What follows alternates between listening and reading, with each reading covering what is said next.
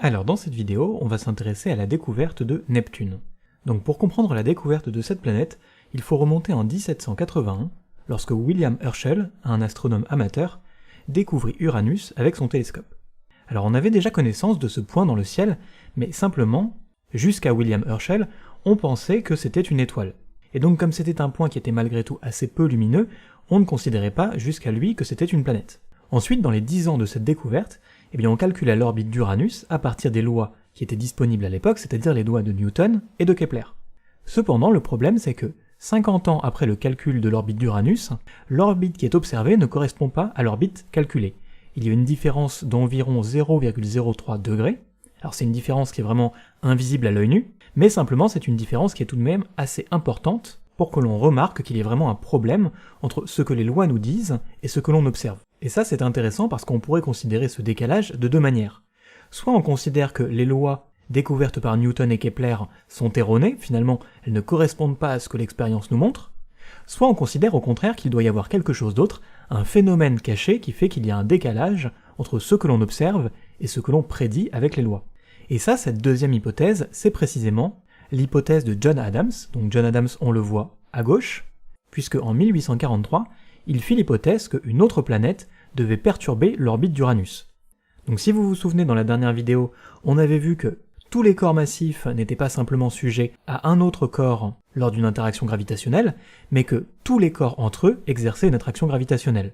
Donc Uranus n'est pas simplement attiré par le Soleil, mais elle est attirée vraiment par tous les corps du système solaire, en gardant en tête que cette attraction se fait proportionnellement par rapport à la masse de ces corps. Et donc l'idée de John Adams, c'est de dire que, en effet, Uranus orbite autour du Soleil parce qu'elle est attirée par le Soleil, mais néanmoins, il doit y avoir une autre planète, une planète cachée que l'on ignore, qui perturbe l'orbite d'Uranus.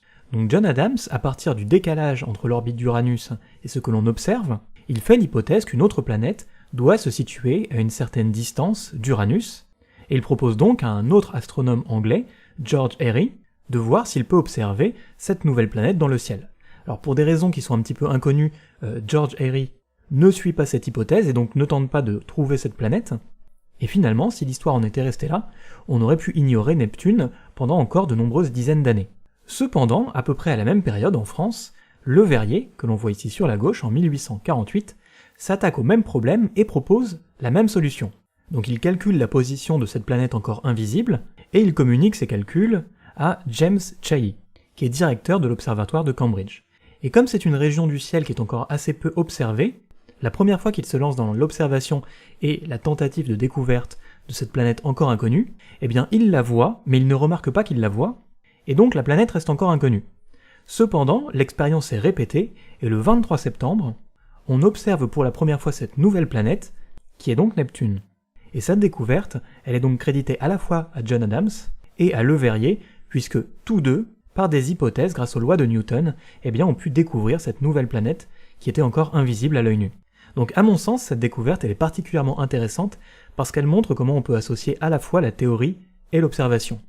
De manière purement théorique, avec simplement les lois de Newton, on calcule qu'il y a un décalage entre ce que l'on observe et ce que l'on prédit, et à partir de ce décalage, des scientifiques, des astronomes comme John Adams et Le Verrier ont pu découvrir une planète simplement par la force des mathématiques et de la physique.